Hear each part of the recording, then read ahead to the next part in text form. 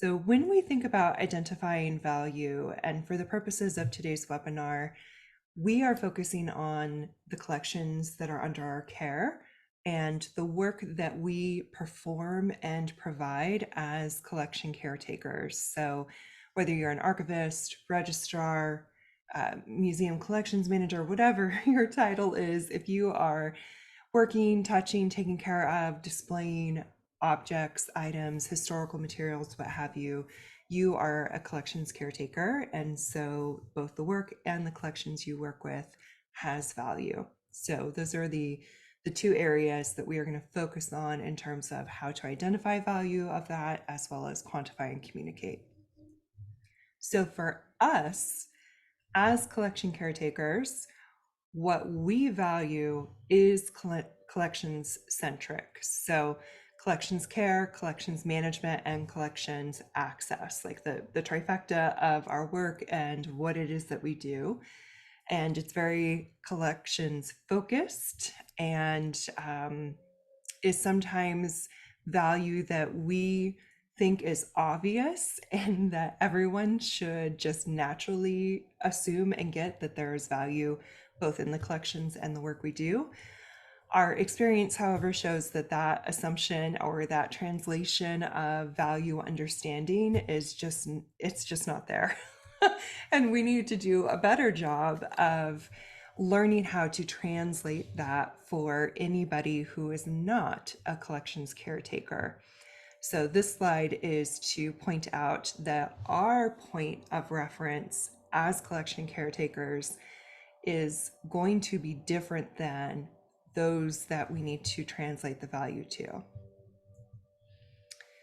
So when we talk about value with non-collection caretakers, they externally think that value equals revenue. So any sort of value is going to be tied to a dollar amount. For museums, archives, academic, nonprofit arena, revenue can look like earned income from memberships, tuition, retail, attendance, special events, any sort of bringing people in, sort of ticketing. It can also mean charitable income, so grants, donors that can help provide income that is not tied to a specific event for the museum or archives, but more typically a project. And then government funding, which can also be grants, depending on if it's municipally funded.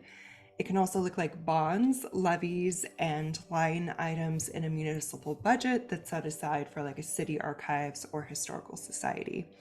So when we're talking about value and it equals revenue, when we are thinking about revenue, these are the types of income streams that are bringing in that revenue. So for our shared frame of reference as collection caretakers, this is what other people think about when we are talking about value.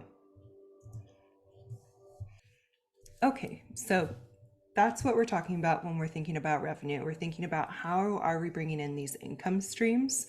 And for us as collections caretakers, we may not be playing a central role in those revenue events, like we may not be selling the memberships directly. However, our work as collection caretakers certainly help to support the majority, if not all, of these revenue creating events. So step one of us starting to translate and quantify our value is identifying how we support revenue events, even if it's a step or two removed from direct support. As we start identifying those events, we need to map out how our work supports each of them. So if your revenue events are helping to maintain museum membership, if it's to help bring in grants, the next part is to actually articulate out what those events are and how you, like, what is it that you are doing or how is it that you are supporting each of those.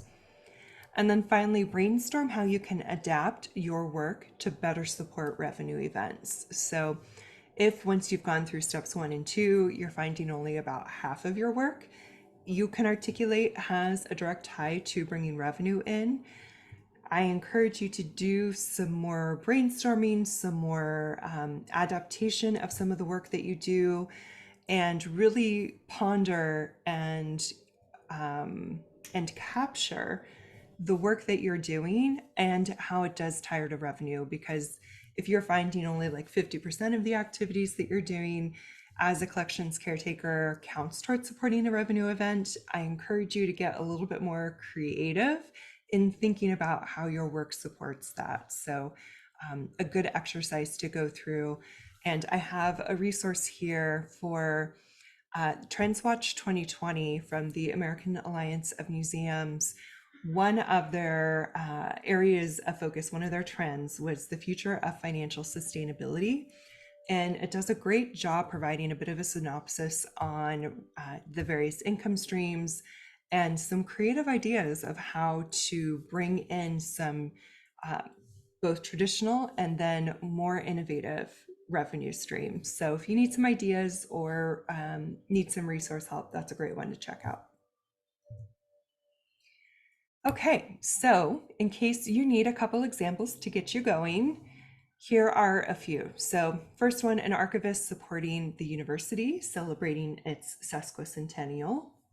So while the actual sesquicentennial events that happen all throughout the year in celebration, the archivist may not be planning or hosting all of those events. However, we know from experience as archivists that the archivist is going to be leaned on heavily for all of the various legacy and connection type content. So all of the press, marketing collateral for the events, decorations or activities for reunion-esque or celebration events, different lectures, etc. There is going to be at least several activities that have several aspects of using the archives collection and the archivist as an asset and as a container of knowledge to help make their sesquicentennial events more rich and also more appealing. So while again, the archivist isn't directly selling event tickets or isn't directly marketing, they are certainly critical to several aspects of those sesquicentennial events happening. And therefore, while one step removed, are actually a significantly impactful player when it comes to bringing in revenue for this type of year of events. Second example, a registrar or archivist cataloging collections in a collections management system. So this is one of the bread and butter type of project activities many of us do, regardless of our collection type.